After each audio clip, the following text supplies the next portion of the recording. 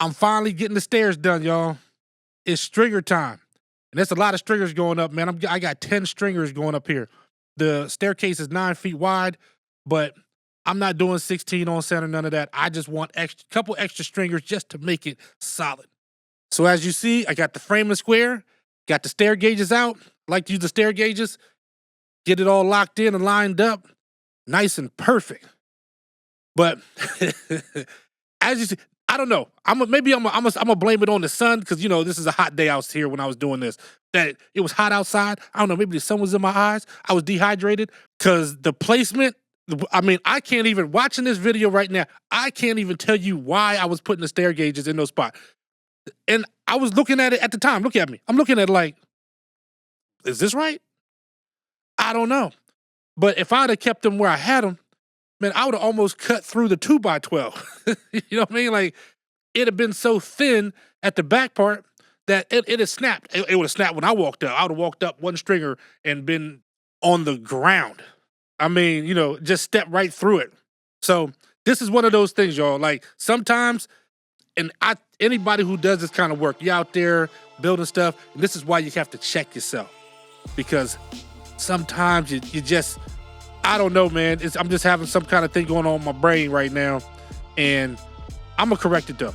I'm going to correct it in a minute, right? I didn't actually cut it like this. Thank goodness. You see how much shorter it is right now? So I got it. I'm marking out all my spots. So I got it in the right spot. At least I think I have it in the right spot. And then when I was done, I wanted to look over the number just one more time. Because, like I said, it's a big commitment. I got 10 stringers, man. And if I start, and I cut one and I'll use one for the template for the next one.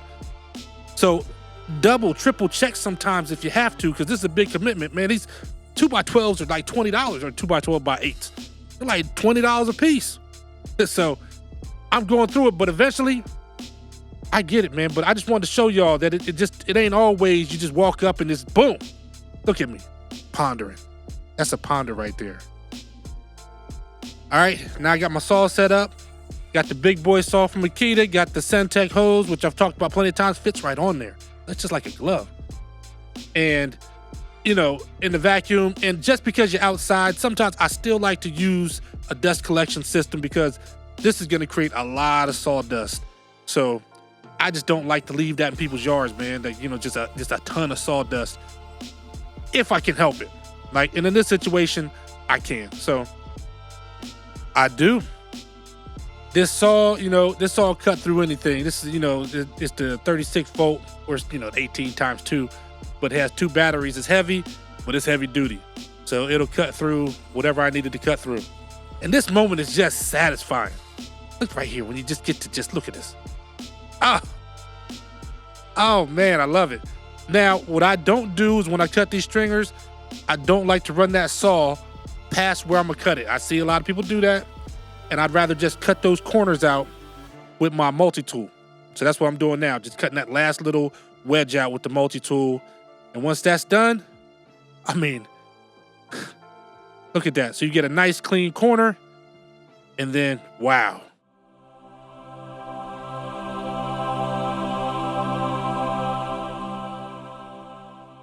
Those were actual angels, y'all. I don't know where they came from, but I mean, I guess they like stringers too. I don't blame them. And I'm about to get nerdy for a minute, but I think y'all need to listen to it because it's, shout out to my sister-in-law, Tasha, man. She's a math teacher. She does her thing. And I think there's a lot of this math y'all need to know about, and just remember, you don't need to have it, but it's always good to have in your back pocket because I use it all the time, and it's just because I know it. So why not use it, right? That's the bracket I use for my stringers. I just put them on the back of the stringer, put the stringers on the deck, attach it, and it's super strong, man. But anyway, look, y'all got to know about these triangles, man. It's a little thing going on we have out here called trig, right? Trigonometry. So most staircases, the proper angle, the angle that, the optimum angle is 37 degrees, and that's coming from the bottom up, right? So how do you know you got a 37-degree angle with your rise over run? Of course, your rise is the part of the stringer that's going up. Your run is the horizontal part of the stringer. Mine is 7 1/4 for the rise and 10 inches for the run, right? I put those boards on the side because I had to get the stringers right in the perfect location on both sides. All right, so just letting y'all know that. I got my little trench dug out for my concrete, and I'm gonna frame that out in a minute. But you see, I got the stringers in the exact location where I wanna have them. So anyway, back to the trig, because I know y'all love it. All you need to do, so this is before you even start, I know I got my 7 1/4 is my rise, my 10 inches is my run. That's for each step. So since I had that, if you know your trig, man, Sakatoa, remember that? The tangent is the opposite over the adjacent.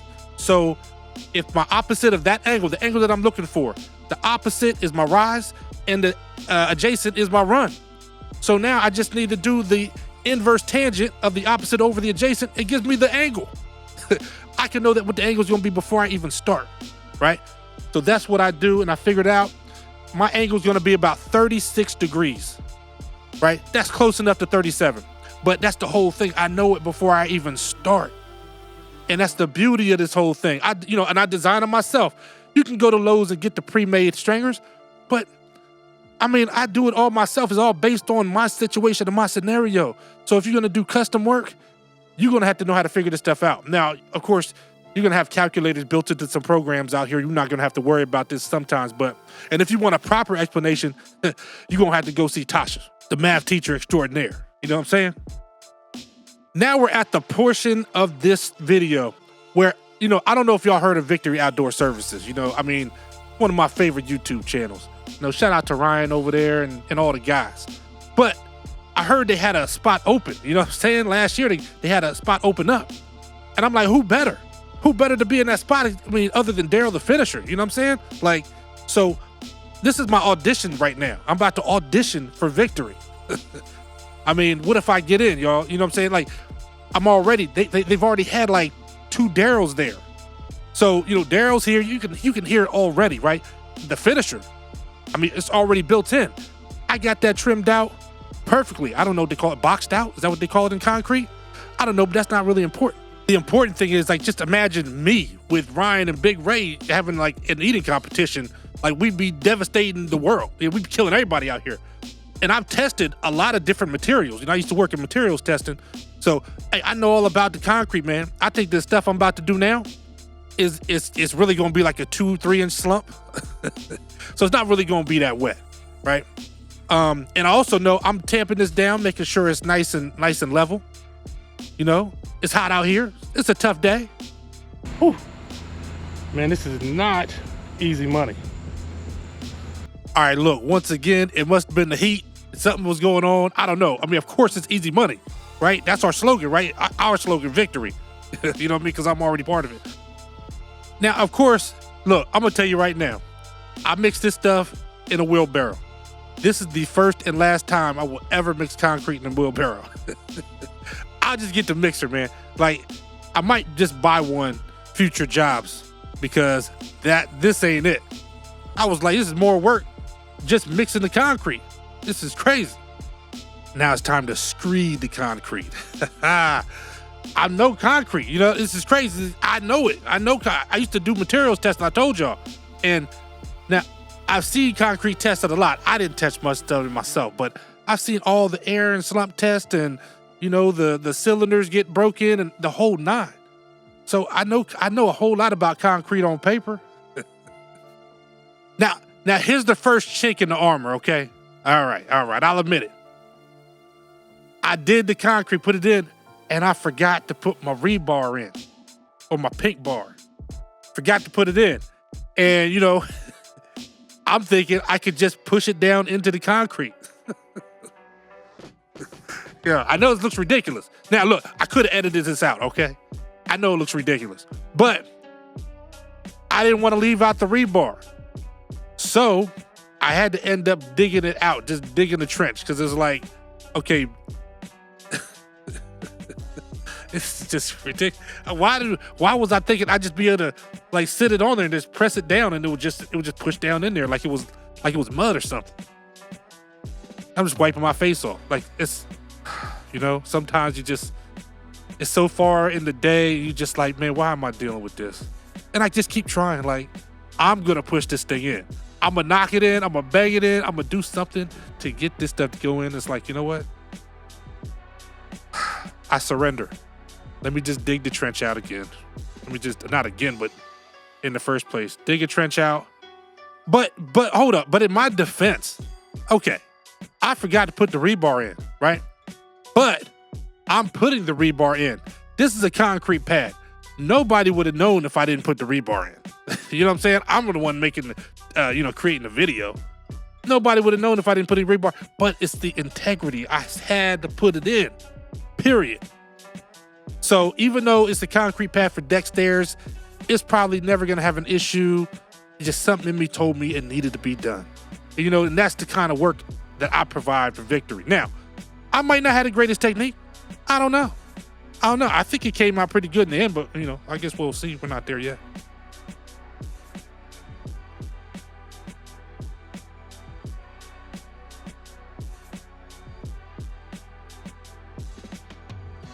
See, now look at that.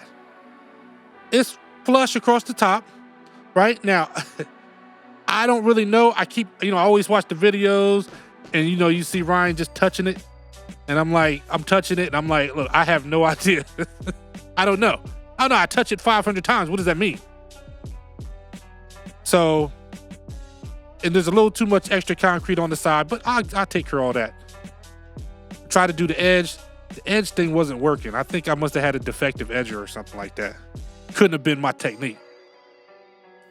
But look at how smooth I'm getting it though.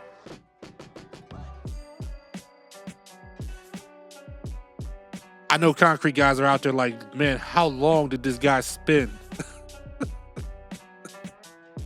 smoothing out the top of this with the mag? I don't know, man. It looks like it was a long time, but I'm telling you, if I put it in fast and just like regular motion, regular speed, it's a couple minutes, tops. The edger just didn't work, man. Something's wrong with this edger. Even though I got it to look decent in the end, man.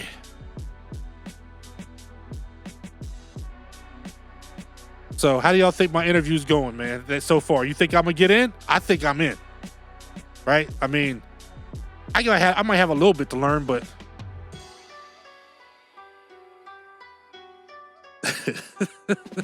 it's funny because it's just getting dark. I just skipped to the next day. No need to see y'all like me torture myself. Because I don't even know how long I was there doing that. But now,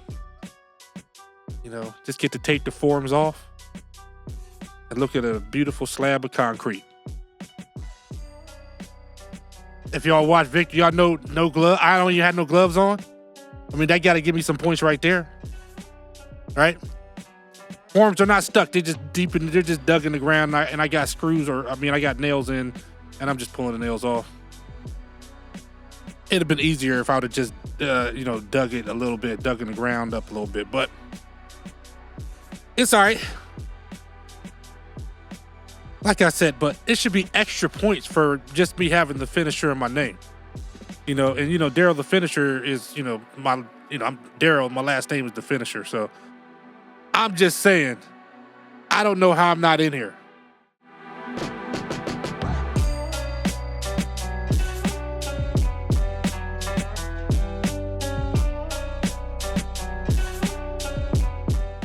Now, there's a bunch of concrete and a pile of dirt.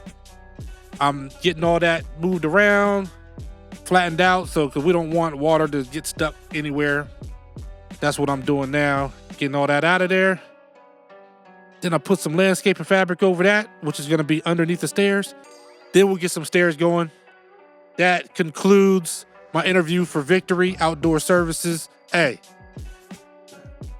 let them know, man. Give me a vote for, the next biggest concrete finisher.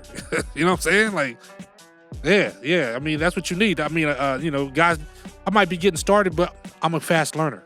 You know what I mean? I'm 45 years old, fast learner, and we would absolutely dominate in any eating competition that we entered. So there it is, and there you have it. All right, back to the deck. Just to make sure things is level, you see I got the 6 foot level up there. Got the straightest board I could find, put it across, and to make sure that everything's still nice and level. And look at that. Nice slab of concrete there. And most importantly, the stringers are sitting flat. So everything worked out perfectly. All the measurements, both stringers, they're all the same size, and on each end, they're sitting flush on that concrete. And as much as I hate using joist tape, you gotta use it. I put a little bit on the bottom of each stringer so that it has a barrier between itself and the concrete. I mean, you know, you do what you can. But, you know, they just don't make salt-treated wood like they used to, at least from my perspective. It's just not made like it used to be, because the way a lot of this salt-treated wood nowadays is falling apart. I worked on decks that are 30 years old, and I mean are solid. Solid. Whatever kind of wood they used is great, but hey, you can only live in the time you're living in, right? So, yeah, but that's pretty much it. Let's get these stringers on.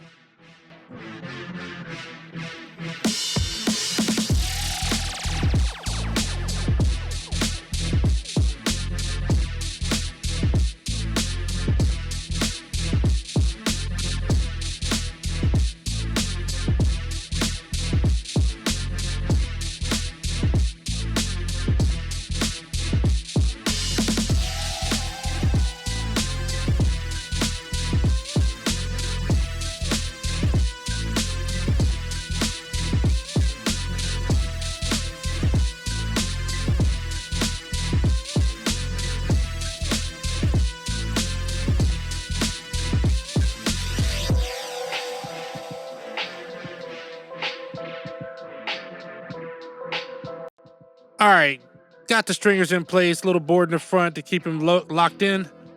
And now these boards serve a couple of purposes. The first one is that when I put down the treads or the boards for the steps, I like to cut 45s on the ends, right? I like to do the 45s and give it a return and make it, I just think it has a cleaner look. It just looks better. So in order to do that, those end pieces have to have somewhere to sit. They have to have a board to rest on. And then even in the back, the tread that's in the back or the board that's in the back has to have, it's gonna be cut short of the stringer because there's gonna be a return, another board in its place. So you'll see what I'm talking about, but it has to have somewhere for it to sit. The second reason is the other, like the bottom step at least, is just reinforcement to hold that post. Right, for the railing, for the stair railing. Just like I did all the way around the perimeter of the deck, I had boards for the railing. That's what it is. You see how that goes, that 45 right there? Oh man, I love the way it looks. I just like it better than closing it in and just running the boards to the side pieces. You can run them to the side, and this is gonna take longer and it's gonna cost more. So just understand that. And those ends are glued together and nailed together. So, you know, hopefully they never come apart. But I just love the way that looks, man. We'll fill in those screw holes later. We'll plug those up later, man. We're not gonna worry about that right now. So that's it. You know, of course I had to put joist tape again, which is like I said, the bane of my existence. I gotta put that stuff everywhere. And then it's just getting these stairs done.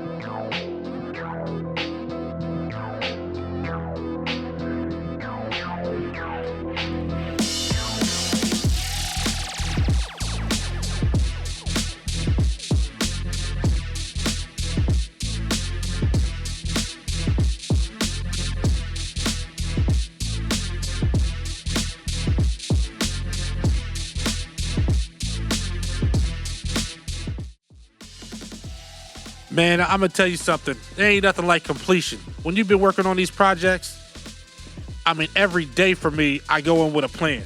You can see the sun going down. It's just getting darker while I'm out here, but I am absolutely determined. I was determined to get these stairs done. Like nothing was gonna stop me. I'd have been out there when it was super dark. See, like I got light on. It was dark. It was getting dark, man. But I got it done. Now it's time for the railing, which for me is a beautiful thing because it means I'm in the home stretch. I'm in the home stretch, man. I'm almost done with this thing because it's pretty much railing, and then I put the trim around in the lattice, and that's it, right? So we're getting there. We're almost done. So this railing, obviously, you know, if you watched the earlier videos, I already have boards placed strategically all around the perimeter of this deck, and of course, you just saw me do the stairs where these posts are going. So they're super secure. You know, I got the lag bolts going into them, and they're going into the wood right underneath. So they're extremely strong, man. And that all comes from just pre-planning, right? But it's also something else I wanted to discuss, man, because, you know, something that really, really irks me is, I don't know if it's just a thing. We seem like we live in a society, man, that seems to think it's cool to be dumb. You know what I'm saying? And I'm not saying that you should just know everything, right? But it just seems like we keep talking more and more, like, what's the point of school? Like, when are we going to use any of this stuff? Well, I'm going to tell you this. I'm going to tell you like this. There are things that should be taught in school, right? Just that we don't learn. You know, there's things about money and finances and investing and a whole lot of things like that that should be taught in school. But I just talked to you earlier about, you know, the staircase and Sakatoa and all that stuff from like trig and algebra and whatever. And people thought the same thing. When am I ever going to use this? Well, I mean, if you're going to drive DoorDash, I'd never. You're never going to have to use none of it. But for me, knowledge is power. Like, it's always going to be power. Like, you know, I could have a program and I put a wrong number in, not even thinking about it. And I get the problem wrong, or, you know, it measures the stairs wrong. And the program said that they cut the stair stringers like this. And this is what I do. Oh, hold on. Let me show y'all this for a second. This is some expensive railing. And they gave me the worst screws ever. These screws, they're self-piercing screws, but they wouldn't pierce through the metal. They just kept snapping. Look at that beard. That thing is luscious. Oh my goodness. I'm telling you. Lumberjack vibes right here. But these screws just kept snapping off. I had to end up stopping. I couldn't even do anything else. Wouldn't pierce the screws that came with it. So I had to go buy screws from the store. The ones I got from the store were awesome. They're awesome, man. But they went through it like butter. So this is literally another day I had to come back. Stop my whole day, because that's all I was doing that day was the railing, and I couldn't even do anything. Ridiculous. But anyway, it's the thing about knowledge, man. It's just, I feel like knowledge is power, and I don't think people really feel that way. I mean, the whole idea is like I said, if your program stops working, what? You just gonna do all the stringers wrong. Everything is totally wrong because you were dependent on the program to get it right. You can't check the system because you don't know how. I just don't think that's a good situation to be in, right? And if that seems the way we're going, but I don't know. You might not agree with me, but I just think some stuff, we just don't need to put this badge of honor on not being educated. Like it's some kind of great thing that, yeah, I don't know. I'm not good at math. Well, I'm not good at math either. And we're just high-fiving because nobody's good at math. It's crazy. Anyway, I just had to get that off my chest because that's been a rant of mine for years. It's just been on my mind. This high-fiving stupidity around society is just crazy. But I digress. Now I'm starting to put the lattice up, right? So that's what this is for. These boards are all just to hold the lattice up. This is the way I like to do it. I just attached all the boards from behind. These are all 2x6s, and I just attach them with screws. I think it's 4-inch. It was like 4.5-inch screws because they had to go through. You know, I got the double rim joist, so I had to go through the double rim joist and get to the piece of wood that's behind it. Now you see that it looks like I painted the joists and the supports for the deck, but it's stained. Okay, it's black stain. It's not paint. I'm one of those people who say never paint wood, especially on the exterior, just because if you don't have to, just because it's just, you know, it's just not good. It's not good, especially deck supports. So it's black stain. And the reason why I do it is because I don't paint all of them. I just paint the ones that are the closest to the lattice, so that when you look underneath, it looks like it's just black, like it's just nothing's under there, right? I'm just cutting through right here. I just showed you a Forstner bit I got on there just to cut these holes for the gutter to go through.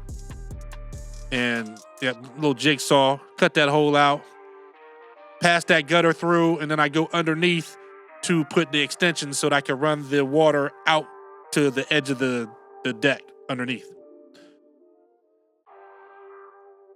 Under this deck, the ground is sloped, so all the water runs to one direction. And before, the lattice framing was sitting on the ground, and all the water that went through would just, it rotted all the lattice framing out because it would just stop at the lattice framing, and the water would be trapped under the deck. So it was just bad. So that's one reason why all the wood at the bottom was totally rotted out. But this, you see, it's brown. I wanted it dark. I didn't want it white so you could see it from a mile away. I wanted it nice and dark so that you look under that deck, or if you're just standing there looking at the deck, it looks totally black underneath. Not a requirement for all decks, or any deck for that matter. It's just something I wanted to do. As a matter of fact, with this customer, it's just something I told them I was gonna do because that's how I wanted it to look. They didn't ask for it. But you know, one of those things. Once again, if you're somebody who wants this done though, you're a customer, understand. You're gonna get charged extra. It ain't free. It still takes time. But I just like the look of it. So you see now, this is the top board. This is how I put the lattice in. And with the double rim joist, it really comes out looking good because it makes everything looks recessed. So I don't have to double these up. I just run those, and they're crude measurements. This doesn't have to be perfect.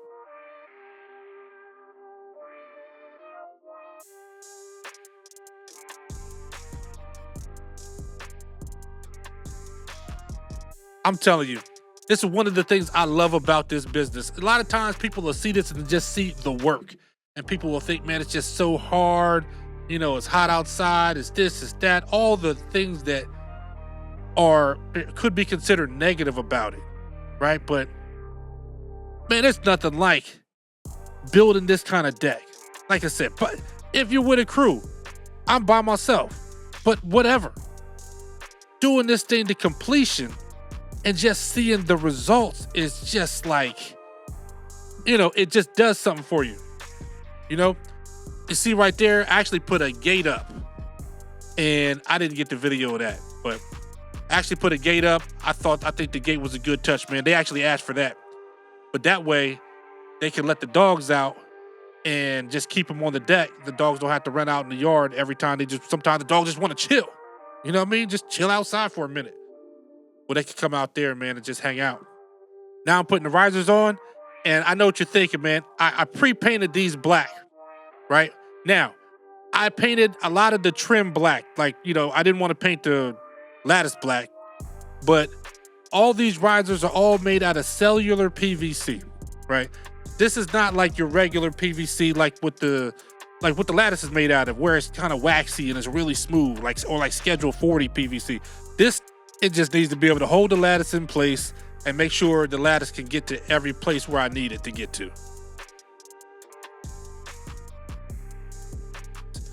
I mean, it's made to be painted. It wants to be painted. So I painted it. But yeah. I painted it. I also painted the fascia that's going to be going around. To me, it's no different than painting a house. Painting vinyl siding. People do it every day, you know. I just think it depends on what kind of PVC you're painting. And this kind of PVC, like I said, it's meant to be painted. So that's what I did. I went ahead and painted that. I pre-painted it. Now, some of it, I did do a little bit of experiment though, because some of it I just painted straight up. I cleaned it, washed it off, and then I painted it. Some of it I used the Extreme Bond Primer from Sherwin-Williams. So I got a few pieces that have that on it. This is one of those houses I'm at all the time, though, a few times a year. So we'll see, but I think it's going to hold up. I don't think it's have any problem holding up, man. This stuff I think is just made to be painted. So use some Sherwin-Williams paint, too. I use that Latitude. So Sherwin-Williams, you're on deck. You're on notice. We gonna come back in a year and check this out and make sure this stuff holds up. Now I'm just taking a look at how the lattice was framed out. So you see everything's ready for the lattice to be installed. So I'm gonna just have to cut it and install it. And of course, that could be a little bit of a pain because, you know, it's just different. It's just not with the same height all the way around. Since, like I said, this deck is sloped, so it just gets bigger. The lattice will get bigger as it goes around. But yep, even alongside the stairs, like everywhere. So check it out.